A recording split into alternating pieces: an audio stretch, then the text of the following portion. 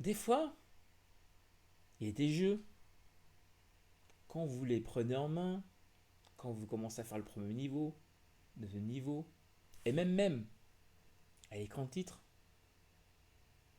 tu te dis, mais putain, ce jeu respire la créativité, l'ingéniosité et tout simplement et le savoir-faire, quoi. C'est le jeu fourmille de 1500 idées au kilomètre carré.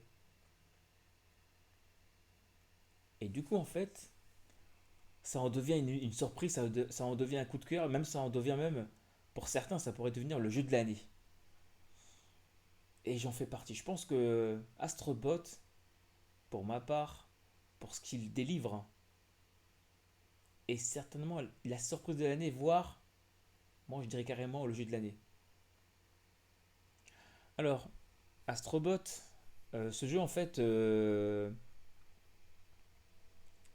est un jeu qui va pas mal puiser dans les références d'histoire de la PlayStation. Voilà, vous êtes un vaisseau en forme de PlayStation 5, ça s'écrase, vous devez récupérer les parties de ce vaisseau. Non, les parties, ouais, vous devez retrouver les parties du vaisseau pour en fait tout simplement finir le jeu. Et c'est un bon prétexte en fait pour aller sur plusieurs niveaux, etc. Et chaque niveau propose, sans level design, chaque niveau propose des idées de mécanique qui utilisent aussi tout simplement cette manette-là, que je vais mettre en plus gros, tout simplement. Cette manette qui utilise à mort la DualSense, qui permet tout simplement d'avoir ces genres de fonctionnalités, les gâchettes adaptatives, le, les vibrations haptiques,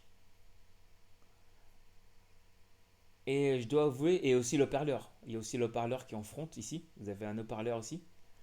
Et je dois vous avouer que, putain, mais à chaque niveau de ce jeu, j'étais en train de me dire, mais putain, c'est magnifique. D'ailleurs, même quand vous avez différentes matières, quand dans le jeu vous êtes le perso, là, le astrobot touche différentes matières, vous êtes confronté à différentes matières, le repère haptique plus le son qui sort de la manette donne le feeling que vous y êtes dessus.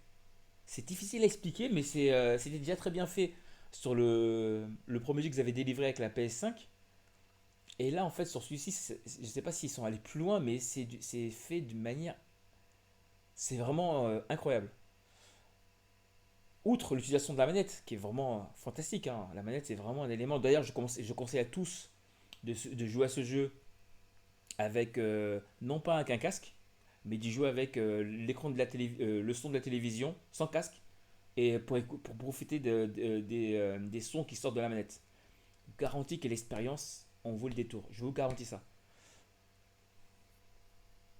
En fait, ce jeu-là me fait penser tout simplement à des jeux qui m'avaient envoyé du bon feeling. Par exemple, Mario Odyssey, qui ici et là, voilà, c'est ce genre d'exemple, de mécanique, ce genre d'enchaînement, ce genre et même Mario Odyssey en fait, elle est puisée en fait un peu dans les références passées pour aussi servir le level design tout en proposant en fait tout simplement un élément, des éléments sympathiques. On a mécanique, référence, level design, intelligence, puzzle et des logiques et une forme de logique logique combinatoire où en fait vous avez vu on a une des nouveautés que j'ai montré dans cet extrait là c'était le fait tout simplement que Mario lorsqu'il lance sa casquette il se transforme aussi en missile.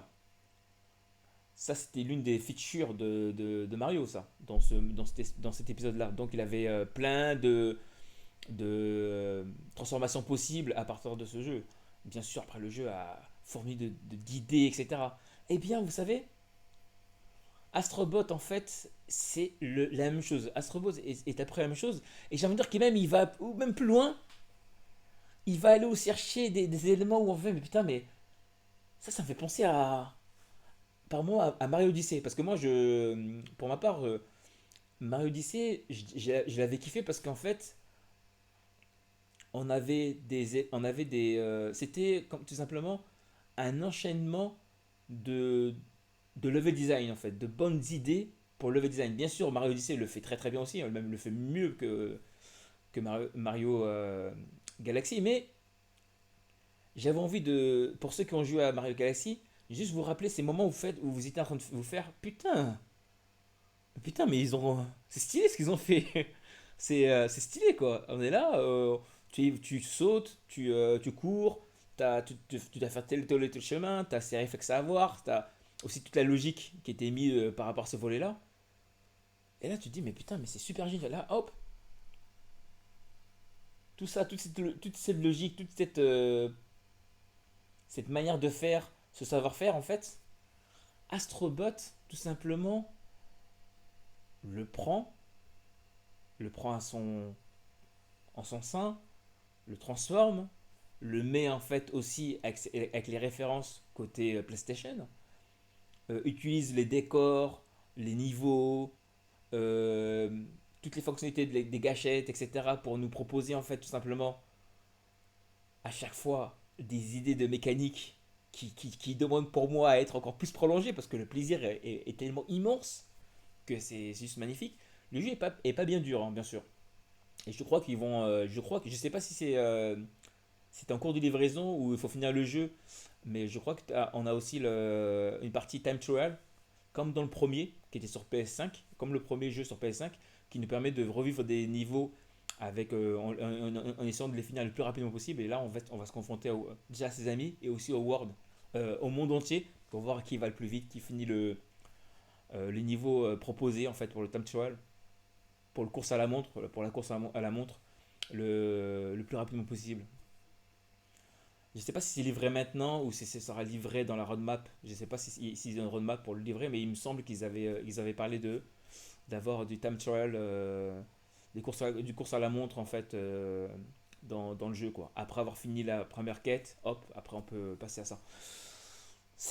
Pour moi c'est vraiment c'est le jeu de l'année quoi, tout simplement. Je voulais vraiment en parler.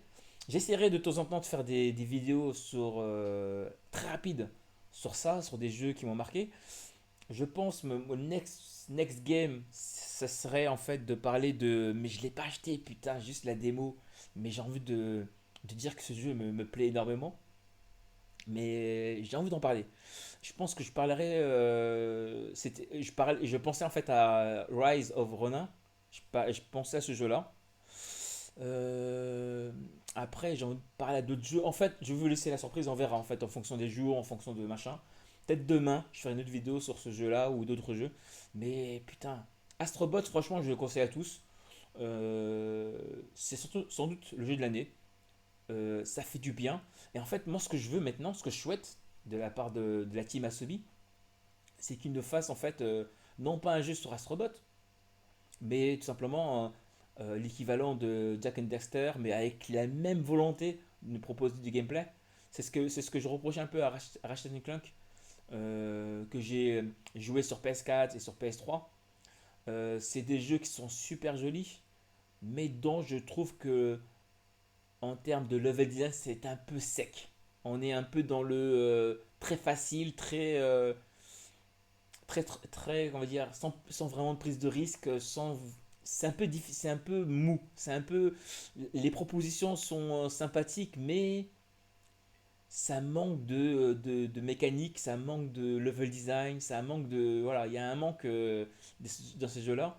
J'ai pas joué au dernier Ratchet Clank, je vais essayer de lui donner sa chance parce qu'en fait, il est disponible dans l'offre PlayStation Plus Premium sur PS5.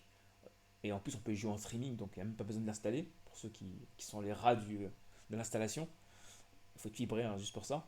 Mais franchement, ça manque quoi. Je voudrais bien que la team Asobi se retrouve en fait à tout simplement reprendre ou créer une licence comme Astrobot, mais avec dans un autre univers en fait que celui d'Astrobot, parce que celui d'Astrobot en fait va baigner dans les références. Et j'aimerais bien que Astrobot, que non, plutôt que Team Asobi crée en fait un univers, des persos qui deviendront aussi des icônes, mais pas seulement un pointeur vers des icônes, mais plutôt elles-mêmes des icônes. Euh, c'est vrai qu'Astrobot devient un peu, on peut dire, l'histoire de, c'est un peu la figure de la PlayStation 5, même si c'est un peu désuet, c'est les trucs qui étaient un peu la mascotte, c'était les trucs qu'on poussait fort à l'époque de la Super Nintendo, etc. On parlait de mascotte, mascotte, mascotte, mascotte. Maintenant, c'est plus trop le cas. On parle plus trop de ça, mais franchement, le jeu, je le conseille. Je me répète en boucle, hein, en x2, en x5. Je ne peux que le conseiller à tous. Allez-y, faites-vous plaisir. C'était tout pour aujourd'hui. Allez, je coupe comme ça. Le mec, il s'en bat les couilles. Non, voilà, c'est bon. Quand je sens que je commence à boucler, faut mieux arrêter. Ça rime, mais le bon, rimer en et, c'est facile en français. Ça rime encore. Allez, salut.